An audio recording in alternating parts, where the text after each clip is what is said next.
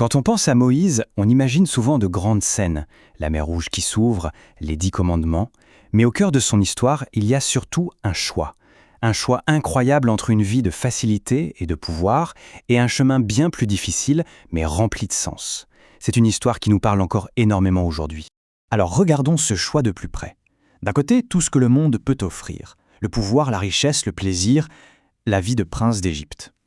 Et de l'autre, tout le contraire. La souffrance, l'humilité, l'obéissance aux côtés de son peuple. Le contraste est juste vertigineux. C'est vraiment là que se joue tout le dilemme de sa vie. Pour bien comprendre l'ampleur de sa décision, il faut d'abord se représenter la vie qui lui était promise.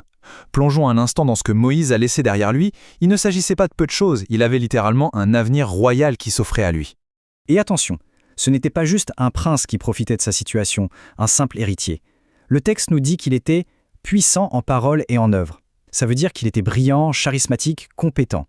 C'était un vrai leader en devenir, quelqu'un de destiné à la grandeur, du moins selon les standards du monde. Alors concrètement, à quoi a-t-il tourné le dos ?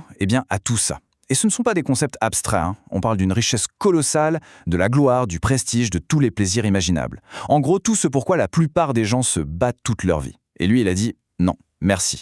C'est juste énorme.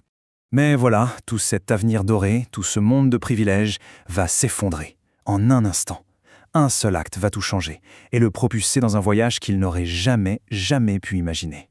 C'est le moment clé. Un coup de sang, un acte impulsif et violent, et sa vie de prince est terminée. C'est le catalyseur de tout. Mais ce qu'il perd, ce n'est pas seulement son statut. C'est bien plus profond. C'est sa confiance en lui, son image de lui-même, qui vole en éclats. En un instant, le futur pharaon potentiel devient un fugitif. Et c'est là que l'histoire prend un tournant vraiment fascinant. Moïse s'enfuit dans le désert, et il y reste 40 ans. On pourrait voir ça comme une punition, une vie gâchée, non ? Mais en fait, c'est tout le contraire. C'est là que sa véritable formation va commencer. Cette chronologie, elle est super parlante. Ça commence par un échec cuisant, la perte totale de sa superbe.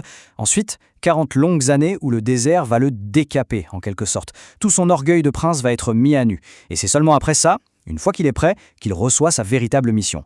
40 ans pour désapprendre et réapprendre. Il faut essayer d'imaginer ça, le silence du désert pendant des décennies. Face à l'immensité du ciel, à la simplicité de la vie de berger, tout le faste de l'Égypte, l'or, le pouvoir, ça doit paraître bien futile, non ? C'est un changement complet de perspective. Ses valeurs sont totalement réorientées. Alors, au bout de ce long voyage de 40 ans, qu'est-ce qu'il en ressort ? Un leader. Mais un leader radicalement différent de ce qu'il aurait pu être. Sa plus grande force, ce n'est plus son statut de prince. C'est son humilité, une humilité qu'il a chèrement acquise. Écoutez bien cette phrase parce qu'elle est juste incroyable. Le texte ne dit pas simplement que Moïse était humble. Non. Il dit qu'il était plus humble que n'importe qui d'autre sur la terre. C'est le superlatif absolu. Ça nous montre à quel point sa transformation a été profonde et totale. Et cette humilité, attention, ce n'est pas une qualité passive. On la voit en action à chaque moment crucial de sa mission. Devant le buisson ardent, sa première réaction c'est « Qui suis-je, moi, pour faire ça ?» Durant les plaies d'Égypte, il n'agit pas comme un roi, mais comme un simple messager. Face à la mer Rouge, il ne s'appuie pas sur sa propre intelligence, mais il fait confiance. Et sur le mont Sinaï, il ne crée pas la loi, il la reçoit. À chaque fois, ce n'est pas lui qui est au centre. D'accord, c'est une histoire fascinante. Mais au fond, qu'est-ce que ça peut bien nous dire aujourd'hui ? C'est là que ça devient vraiment pertinent pour nous, parce que ce récit nous pousse à réfléchir sur ce que signifie la vraie force, la vraie grandeur. C'est une question qui fait réfléchir. Si quelqu'un devait résumer notre caractère en quelques mots, est-ce que humile ou patient viendrait spontanément à l'esprit ? On valorise souvent des qualités comme brillant, efficace, ambitieux, mais l'humilité ? L'histoire de Moïse nous met un peu au défi sur notre propre échelle de valeurs. Et la grande vérité qui se dégage de cette histoire, c'est peut-être ça.